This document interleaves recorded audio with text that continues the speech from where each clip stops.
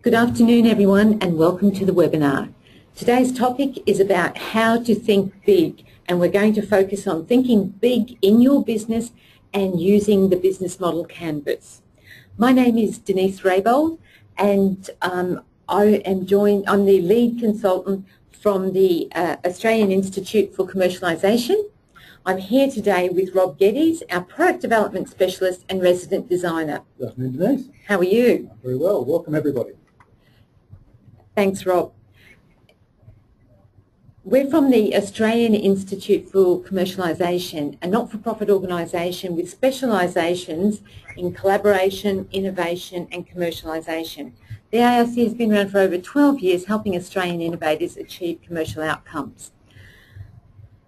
This webinar series is supported by the Queensland Government, Department of Science, Information Technology, Innovation and the Arts. They're our sponsors for today. So whilst this is a webinar, we still want to make it as interactive for you and engaging as we possibly can. So I'll just take a moment to explain how you can interact with us today. We're in listen-only mode at the moment, but you can interact with us by typing in questions or comments on the chat box. You can see that on your control panel. We're also recording this webinar, and following the webinar we'll send you an email with a link to the webinar, and that will be uploaded onto YouTube at the QMI Solutions site on YouTube. The webinar presentation will take about 40 minutes, and then we'll have about 20 minutes for answering questions. But during the webinar, please feel free to type any questions that you'd like. We will receive them as they go, but we'll wait for answers until the end. We're also going to be using our polling function today. So at 2 points during the webinar, we'll ask you for your input so that we have an idea of the audience and the issues you're facing in the audience. So we'd like to start with our first poll, and the question here is, how is your business currently travelling? So you're doing well in your business? Are you experiencing significant growth?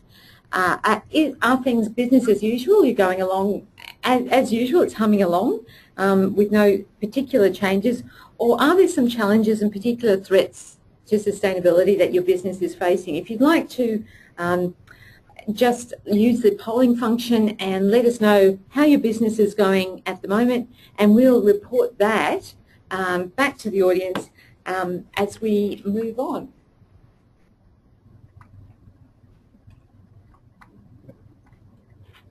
Thank you very much, Denise, and that's going to be very interesting to see the results of that. The results are coming in now, and we're just coming across them.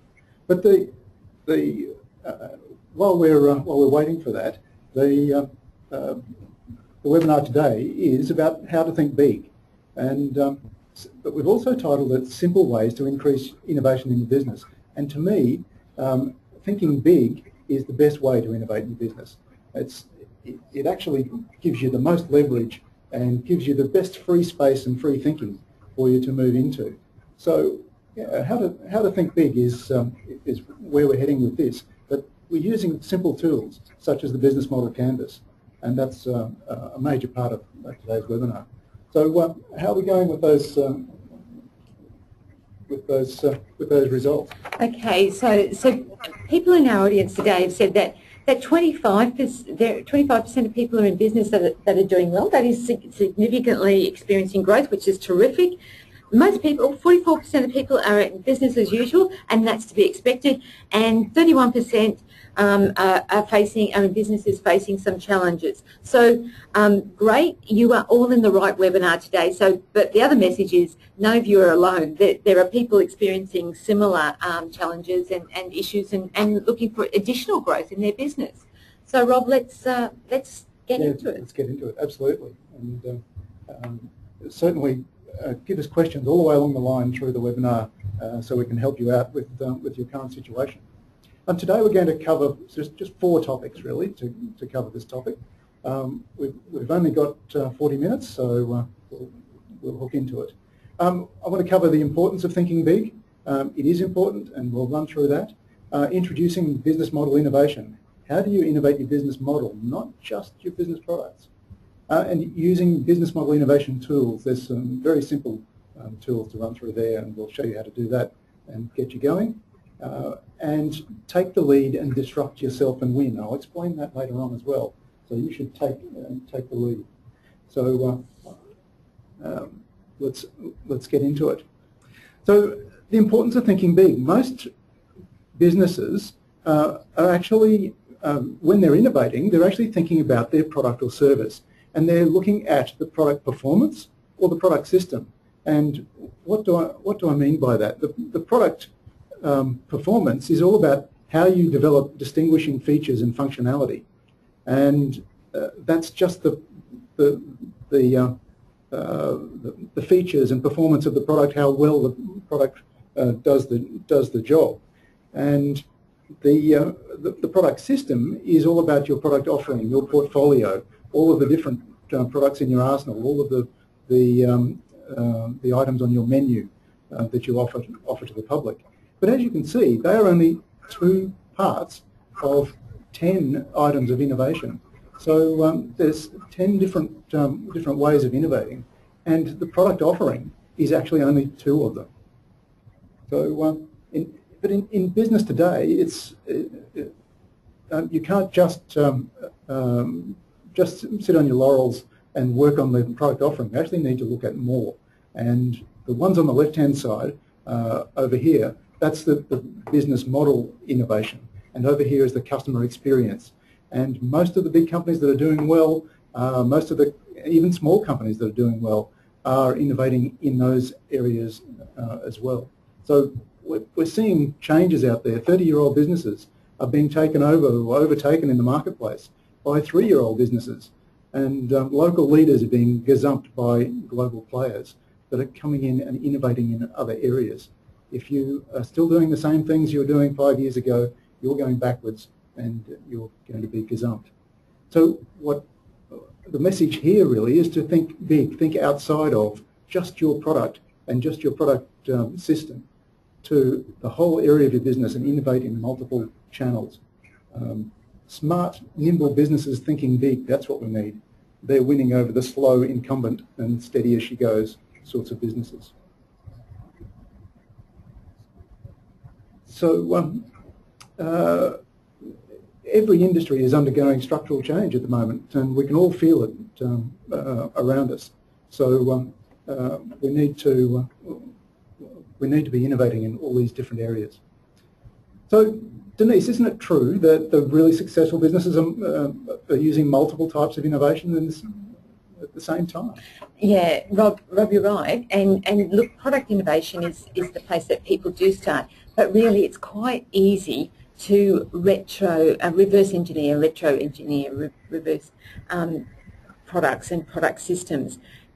The businesses that have create more value and greater competitive advantage combine different types of innovation. So if you combine a superior product with a collaboration with partners, different distribution channels,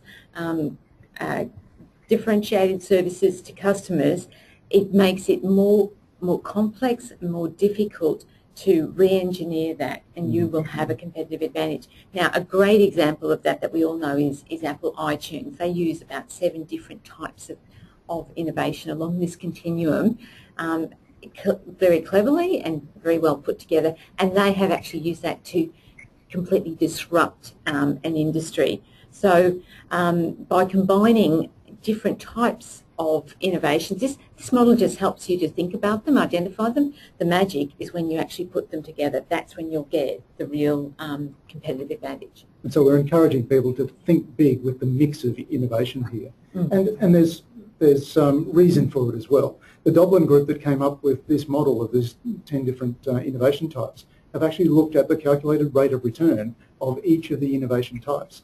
And it's actually very, very interesting.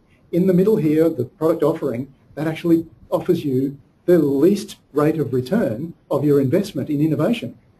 Just tinkering with how well a product performs, how well it does its job, and what products you've got in your portfolio. Your offering into the marketplace on your menu or catalogue of products and services, if you spend your money there, you're getting the least rate of return compared to what you could get if you innovated in other areas. And more particularly, if you innovated in multiple areas, you can actually get the benefit of multiple versions of that. But look over here on the left-hand side, these four here are really quite standouts, really, and I would even bundle the customer engagement here over on this side as well as being part of the business model, the way that the business is set up to make money, the way that the business operates. That's the business model. And that's what we're looking at today, really, is how do you innovate a business, how do you think big and innovate a business with the business model. And you can apply that even to small businesses. You don't have to be a big business to take these things on board. You can learn from the majors and understand what's going on and what things make a difference. So with the business model canvas that was developed a number of years ago now, it's actually just a way of thinking about the business in 9 puzzle pieces, basically. There are 9 pieces of this puzzle, which gives you, in this sort of sketch concept of a business, a helicopter view of your business. And the great thing about it is that most people actually operate in just the central area there in their product development, developing their product portfolio, and they miss out on all the rest of it. This model actually encourages you to look across the entire business and see how it flows through. You've got customer segments here that are the customers, how the different customers that you've got in your business, and look at the segmentation. And you can innovate in your customer segment as well. You've also got the value proposition, which is actually your product. What value does your product offer your customer that you've identified? And you need to align the value to the customer, and you can innovate in that area as well. You've got key partners over here in your organisation. They are the partners in the organisation that help you do what you need to do. They might be financiers or other people that supply key pieces of information or key services to enable you to satisfy the customer with your value proposition. There's customer relationship, the relationship that you have with your customer. That unique relationship can keep the customer coming back to you, and even bridge over things where you've perhaps made mistakes or errors or not delivered the goods or not come up to scratch at times. The customer relationship will carry you through, and that's a major part of a business. There's channels to the market as well. How do you engage with your customer? Not only how do you deliver, such as through this delivery truck, but also your communication channels. So it's how you are seen, how you interact with your customer. And obviously these days online is a major channel for many, many businesses. There are key resources that you have. There are certain things that you need in your business in order to operate your business to deliver your value proposition to your customer. What are your key resources? There's key activities, things that you need to do in order to deliver on your value promise to your customer. And all of this comes at a cost. So all of the cost of the partners and the resources and the key activities that you do producing the product, all of this side of the equation comes at a cost. And on this side, hopefully, you're getting revenues for providing your product or service to your customer. And the difference between the costs and the revenues is your profit. So there's a helicopter view of your business, of any business.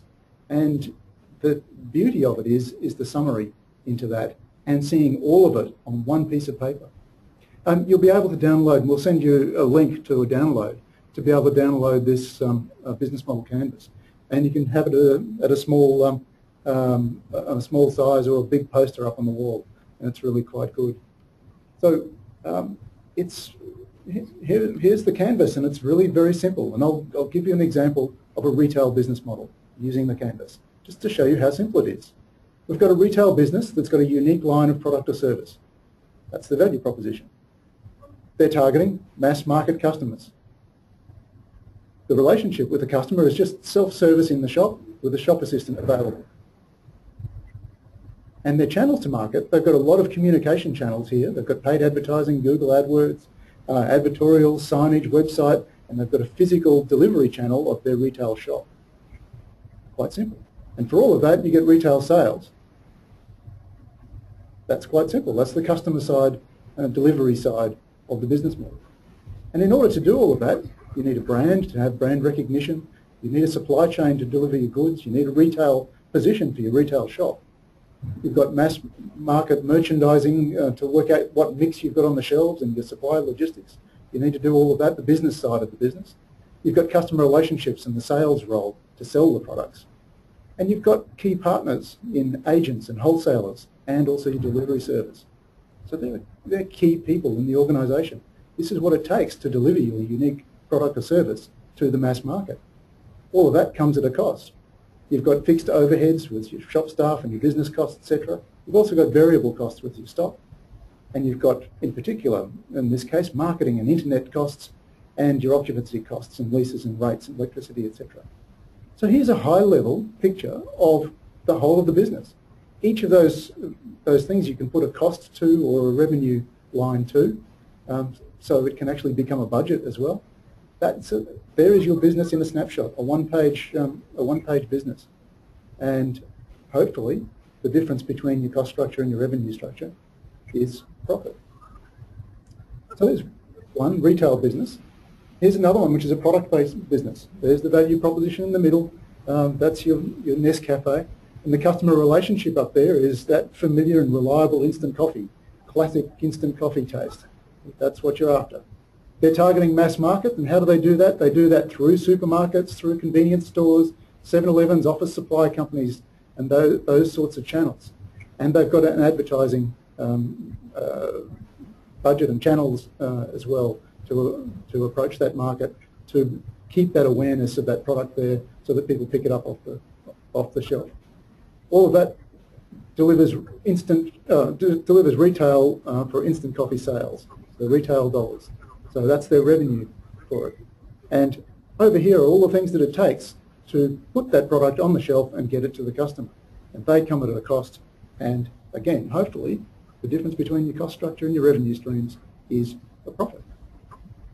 So there's a major product that's out there, and it can be put on one page. And you can start to tinker with that, and that's where the innovation comes from. Some companies have tinkered with this, and in fact, Denise Nestles themselves decided to tinker with this market. The problem with this particular market was that they had no direct relationship with the mass market customers. The supermarkets had all of that. They couldn't control all of it. All that they were doing was dealing with the buyers, so they were remote from the market. And so they had no direct control apart from perhaps upping the advertising as to improve their sales. So they were looking for a different model. And a model that they came up with was the Nespresso model. With Nespresso, what they looked at, and looking hard at it, was with their customer segments, they decided that there was two lots of customers that they wanted to target, and target them slightly differently. They targeted people at home, relaxing, and they targeted people in the office as well. And what they wanted to deliver for those two people was cafe quality espresso coffee for each of those customer segments. And they wanted to control the market as well. So they decided to do this in a different way. They came up with a patent, and they forged relationships with manufacturers. And the key partner over here was a manufacturer of, it's a funny little drawing, of a coffee machine. So all of a sudden they were getting out of the, or not getting out of, they were expanding not from just the coffee business but into the machine delivery business as well.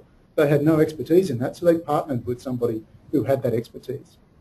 They put in place all sorts of marketing, all sorts of manufacturing and delivery channels as well, all those sort of key things that they needed in order to deliver that product to these two key markets.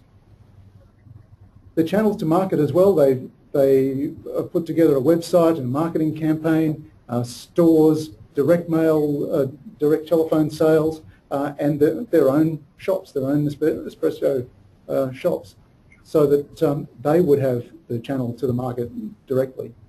And and the initial sales then were sales of machine packages, so they were getting a revenue stream of the coffee machines themselves.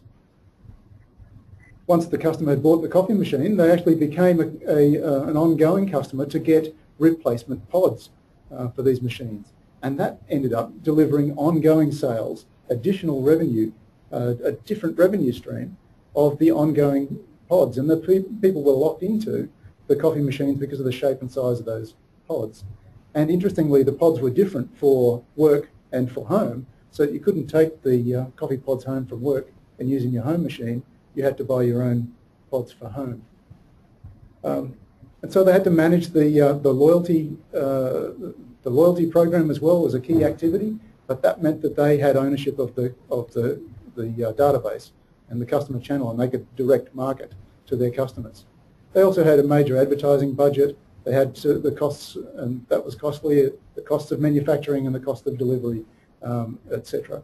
And the difference between all of those is a profit. And it was a significant profit. They had an annual growth of 35% between 2000 and 2008 with this new model. So that was radical innovation. Well, it is. And there's some particular things about the Nespresso model that there's lots of lessons in this for us. So coffee is a commodity product. What they've done is created additional value, and people will pay for additional value. So, and in doing that, they've, instead of going to a mass market, they've been more targeted in segmenting that market and delivering that value proposition. They have completely turned the customer relationship on its head, quite disruptive for that industry.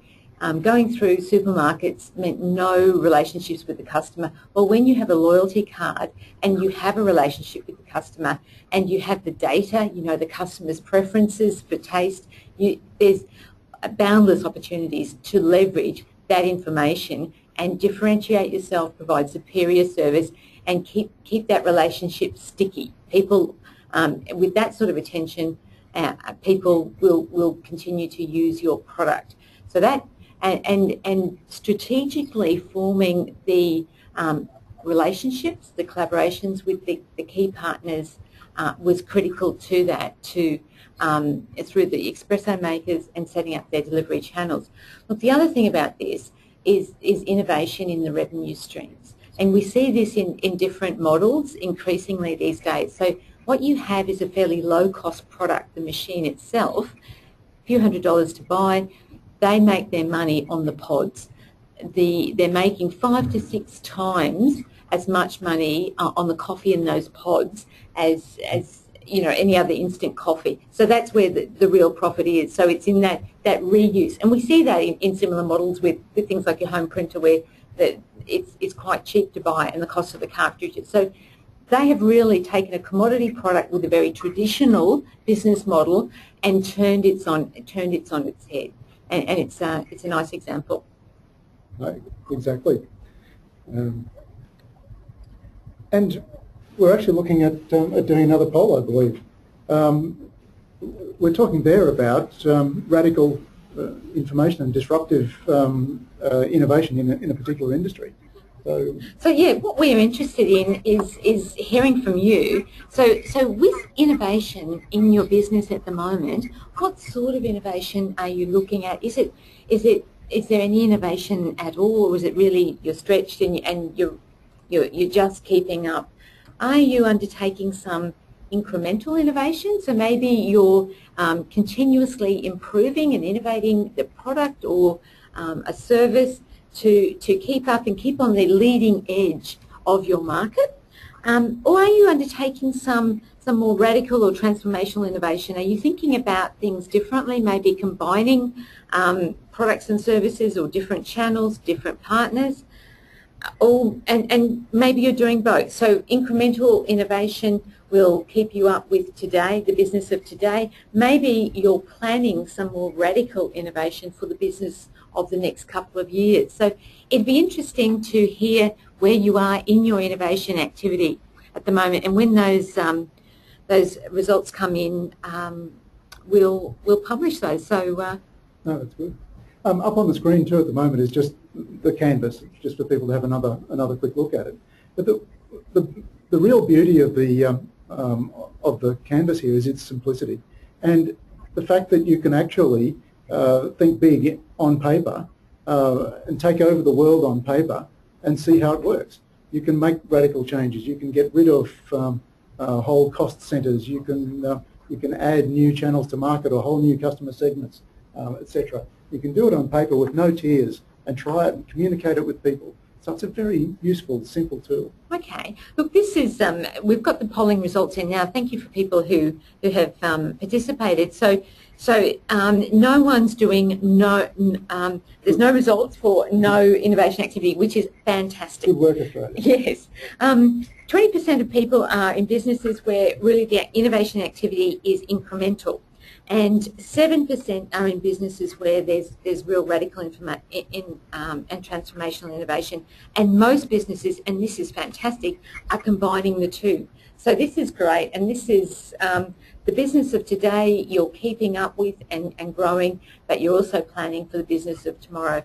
And in a high-cost country like Australia, that's what we need to do. We need to be creating additional value that customers will pay for. So that's a fantastic result. It is a fantastic result. One of the things, though, that we're finding is that there's actually no lack of creativity in Australia. There's a lot of innovation. There's a lot of people with great ideas, but just the discipline of getting it through the pipeline and out into a real product or service in the end is where it falls short.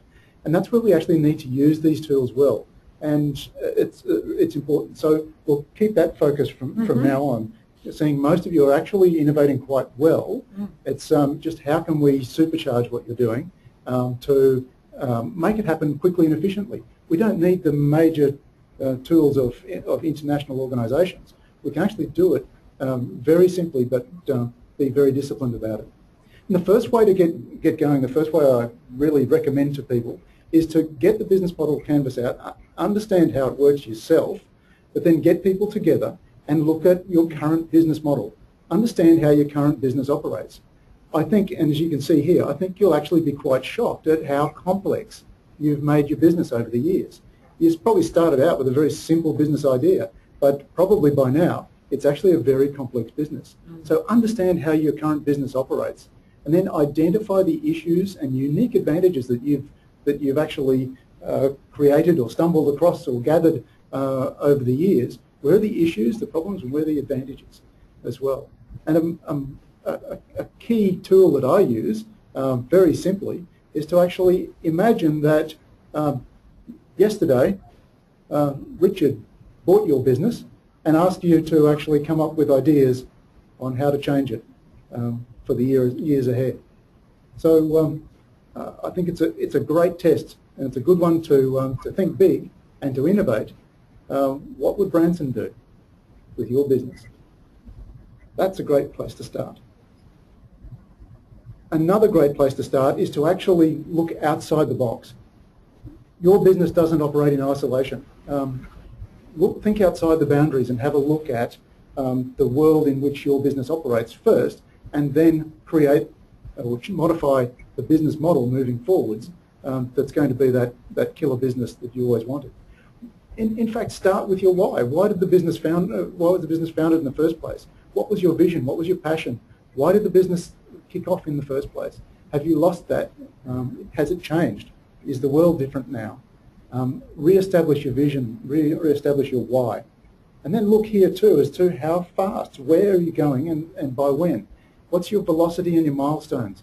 How quickly you're wanting to get to be to the end game for when you want to retire onto your yacht or sell the business or whatever it might be, or hand it over to the kids.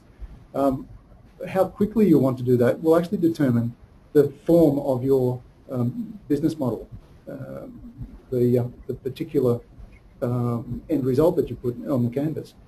Have a look too at the market forces, the trends, the insights in the market and in business generally, or in your particular business sector. So all of these external environments, look at those as a starting point. And a simple one that everybody can do is the SWOT analysis. And I've put the SWOT here around the outside of the business model canvas as well. And I've put it particularly in this way, in that the strengths and weaknesses are internal aspects of a company. So they're the back end of the company issues and problems, your strengths and weaknesses, and things that you can leverage. Over here are opportunities and threats. That's market side. So if you look at all of this as being the market side and all of this as being your back-end delivery side, things that you can control internally, look at what the opportunities are out there and what the threats are out there. And using the business model canvas then, where do you start is often a question that we get. Where do you start with the business model canvas? Well, have a look at each of those things in turn. Take your threat number one. In this particular case, the channel partner is importing a competitive product. How do you respond to that? Well, you would be able to then populate a canvas based on responding to that particular threat to your business. You'll find that it flows very easily. You'll be able to come up with ideas very easily and look at each of the threats, each of the opportunities, and see what commonalities there are, what things that you would do anyway, what things don't cost you any money to do. It's just a change of procedure, or who you talk to, or who you sell through. And the same for the strengths and the weaknesses. Take your number one weakness. In this particular case, it's being reliant on one skilled staff member. Well, you might put in place a training course. You might, as a key activity, you might recruit an understudy for that particular skilled staff member. Or you might actually look at key partners to cover that weakness that you've got, so that you're not so reliant on one person. All of a sudden, when you look at those individual strengths and weaknesses, opportunities and threats, you'll be able to populate the business model canvas quite easily to come up with a solution. Most of us are very creative when it comes to those things. Another way to use the canvas is just to go through each of the 9 boxes and look at that particular driver as the starting point for how you would perhaps change the way you do business. In this particular case, the customer segments. Target ideal customer segments. Who are your ideal customers? Who are the ones that make you all the money? Rather than open the doors to everybody that possibly comes to you, can you target the ones that actually are most profitable? And perhaps define different customer segments very, very precisely, so that you can more precisely target them and satisfy their needs so that they keep coming back. So being very granular about targeting your customer segments is an important place to start. Then you will find that you might actually have different channels for different customer segments. It will flow through from that. And one of the problems that most people have with innovation is that they just innovate in the one dimension and don't look at the flow through. The canvas requires you to fill out every dimension, every box, so that you actually have a holistic company around that approach. And so you work out all of the different things that flow through in the canvas, what you would change in order to target those customers. And the same with your channels. You look at what channels can we own that are our channels and that we have control over, and what channels have the best future. Start looking at each of the dimensions one by one by one, and use those as starting points to populate your canvas. You'll find things that you can do anyway. You'll find things that you can do tomorrow. So it's a great way to go.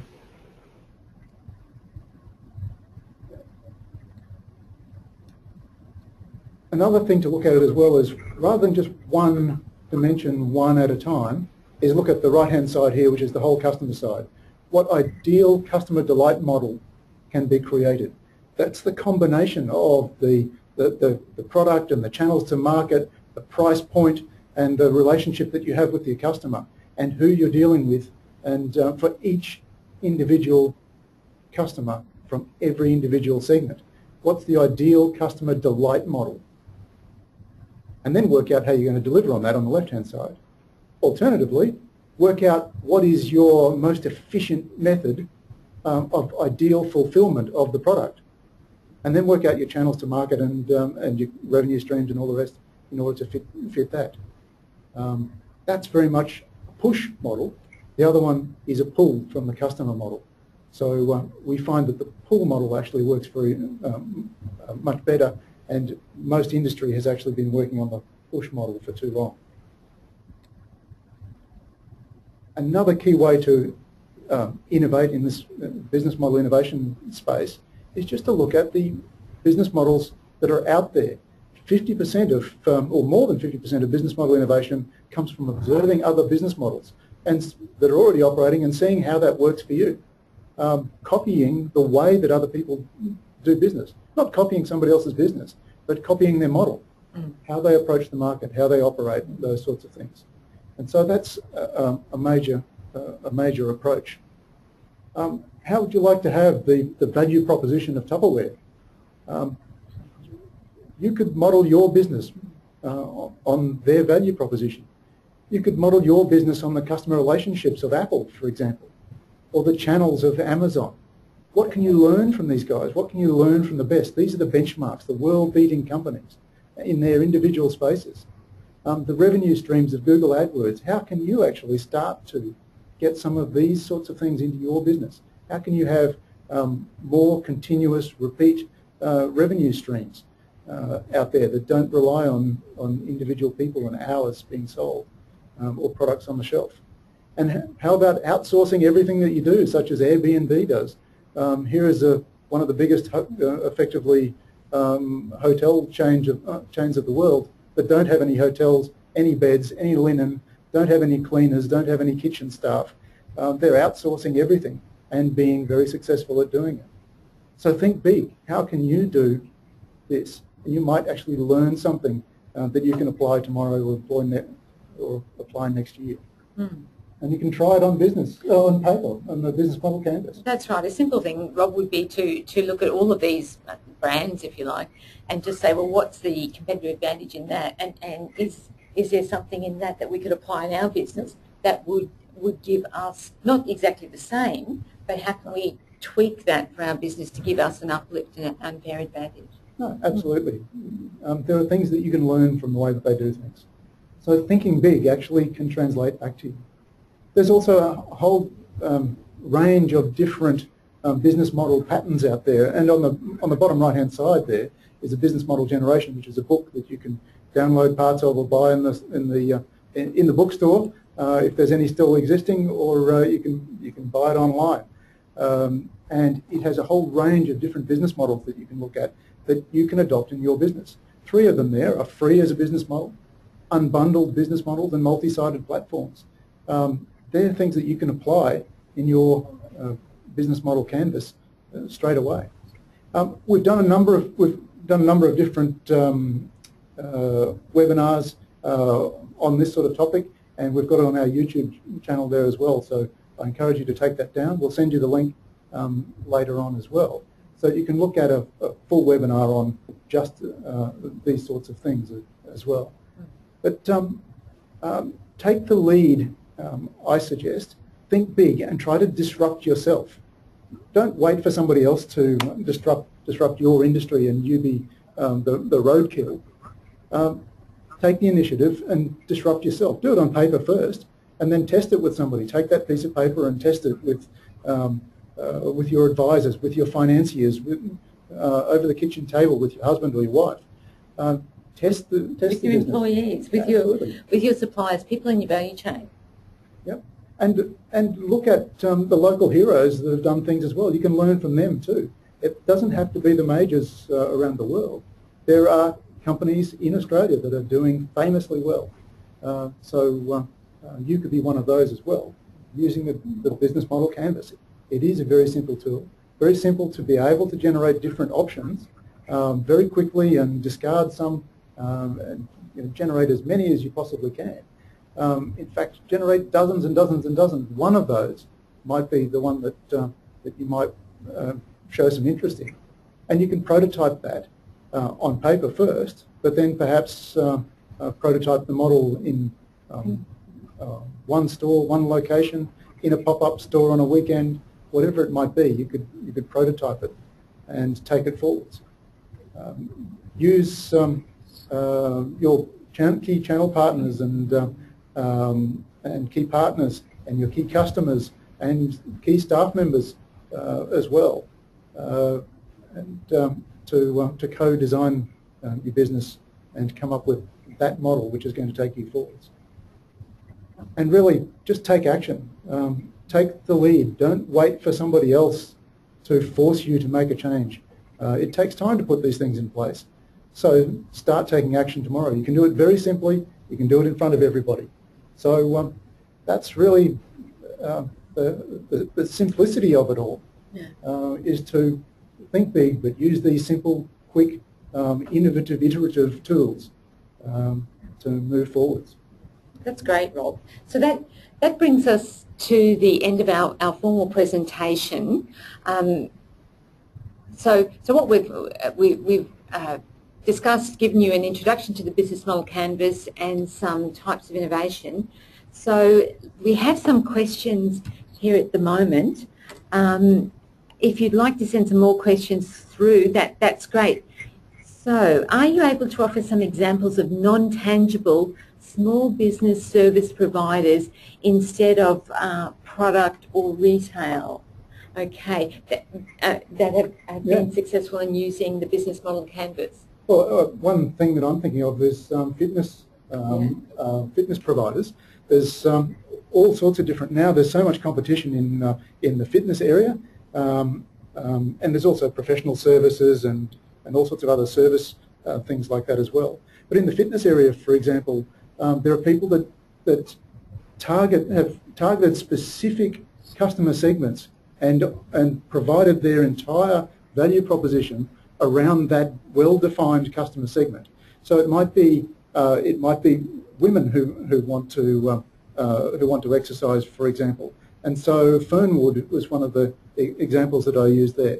So it's all tailored around the needs and wants of that customer segment of what women want and what sort of fitness equipment, what sort of environment they want, what sort of security and lighting and locations, and what sort of support they want, what sort of ongoing assistance they want outside of just the machines to pump iron. And you can understand that's a different market to, say, the bodybuilders who want to be there before and after work every night in an industrial estate, or who don't want to speak to a trainer, they want to do it themselves. All they want is a key card to get in. So you can target specific markets well and bundle your entire service around that. So that's one example. Professional services do it quite well as well, innovating in the business model. And particularly in I guess in those professional services firms, what we're seeing is of course a lot of collaboration between different providers. So what you're offering is the value proposition is a more complete proposition to the customer. They can go to one place to get a range of services because that collaborative network sits behind it. Another question: does product system relate strictly to supply chains, Rob? No, it doesn't necessarily. In most cases, your product system in those in the 10 dimensions there actually relates to the product portfolio in my terminology. So it's just slightly different terminology. It's the range of your offering as opposed to the individual products. It's the range of products. So you might have a very small range of specific products, or you might have a very large range of products. That changes how you market, how you target, who your customers are, etc. So if you are narrowing it down to just spare parts for Japanese cars, for argument's sake, then that's a very tight, very large but tight market, as opposed to just spare parts for cars. So your product portfolio is what I see in my language as the product system. But it's also how they fit together and what value that offers the customer as well, is rather than a disparate collection of of odds and sods. It actually is a complete system that you're offering, perhaps. That's where you should be looking at refining in the product system area. So that's what the product system thing is. Supply chains, that's your key partners, etc. They might be very vital for your product system, absolutely. But the supply chains is more the key partner area. There's a question, thanks Rob, there's a question here, like to know where the sales strategy fits with the model. Well, I think it's in various parts of the model. Yes. You've got your customer segments, and you can certainly allocate targets, sales targets to customer segments there. Absolutely. You've got your customer relationship is an important part of that. Yes. And that comes in particularly to resale. So if you can, like Nespresso did, tie people in so that they've bought this thing and they have to go to one place or one provider to keep using it, that's certainly strategically impacts your sales strategy and your revenue. And also those distribution channels and your partners going over to the left side of the canvas, the partnerships. So whether you use a distribution, a strategic sales partnership model as well. No, absolutely. And you might have different partners that are there specifically for one customer segment. You might have individual channels that are only for one customer segment as well. And in fact, you can get into this more and more deeply and have create a business model canvas for each individual customer segment separately, as if it's a business in its own. And then potentially later on, you could actually sell off or license off or franchise off that one particular business that you've got, which targets that one particular customer segment through a particular channel and through using customer relationships and particular partners. So, but it gives you great clarity if you do the whole canvas based on just one of your customer segments, and then do it again based on another segment and again on another. Certainly try to get efficiencies in the process of using similar channels, etc. But you want to have the perfect channel for that perfect customer, and not an average channel that just happens to cover all of those different customers, and they'll do it in an average way and give average results. So we're looking at how can we turbocharge, let's think big, how can we turbocharge this business that we've got? How can we actually get the best results out of our ideas? So that's that one. Are there any other questions that people would like to ask? Okay, there's another one that's come in here. I have a range of products that I sell direct. How can I innovate in the channel? Yeah, well, that really comes back to segmenting the market as well. So yes, you're currently selling direct to those particular markets, but if you build ideal channels for each of those individual customer segments, then you'll actually do better and better. Alternatively, you can tap into someone else's channels. Yes. You know, existing channels. So again, this is a collaborative opportunity rather than having to establish. And people are often looking for new offerings to add value to their current customer base. So again, collaboration is an opportunity there. No, that's right. And also think of your channels too as not only just the delivery channels of the truck going and delivering the product, or the store, or how it is you physically get your product or service in front of the customer, but it's your communication channels as well. So look at having those identified in a very targeted way to your markets, and have and start putting targets, financial targets or sales targets behind each of these things. The canvas, as we've seen it with post-it notes, looks like it's a very fluffy sort of way of running a business. But in fact, you can put budget items behind each of those. You can put targets behind each of those. And you can actually run your business using this as a dashboard effectively, and look at it on a weekly or a monthly basis to see how you're going compared to targets. So it's a very visual performance measure if you wanted to use it that way. So that's a very good one. Okay. Certainly we've had people come along to workshops and have taken the canvas, used it with their employees. So the employees then, everyone in the business has a much better idea of the whole business and how everything fits together and what they're doing and how it affects, a change here affects, flows on through the whole business. Yep. And in fact, that just reminded me of one of the companies that did exactly that one day after a workshop and redeveloped their entire business that they had difficulty thinking of how they were going to go about it for months beforehand. But the comment that came back was that this is actually business planning as in the process, not so much a business plan. And he had been fixated on coming up with a business plan, which was a document, and it was just all too difficult, whereas this is a process. So it's actually a very simple, innovative tool, an iterative tool. You can try things over and over again, change this, change that, tweak it, and just manipulate things. You can change the business in a very agile way as the market changes as well. So that it's not actually locked up in a rigid business plan. It's actually on a canvas on the wall. And again, one of the companies we dealt with had it in their lunchroom on an A0 size piece of paper, and that was the canvas.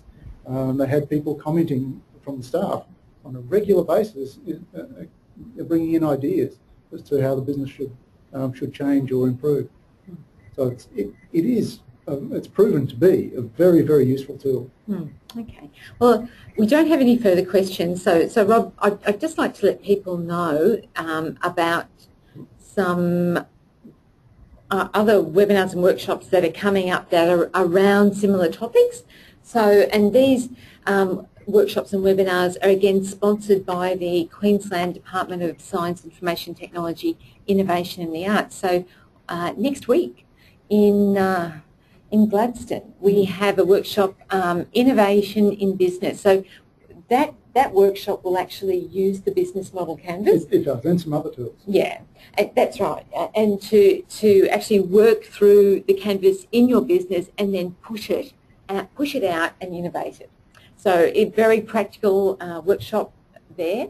On the 30th of October here in Brisbane, we have a food collaboration workshop. So this is really for companies in the food industry, whether it's producers or processors, and it's at the Health and Food Sciences Precinct at Coopers Plains, and it's learning about how they could work with the research coming out of that for competitive advantage.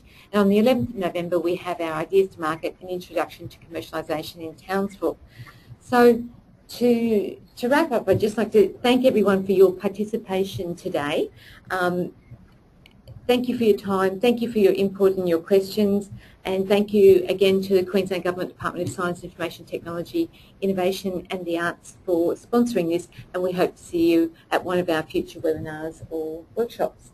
Thank you. Thanks for all attending. Thanks, Rob.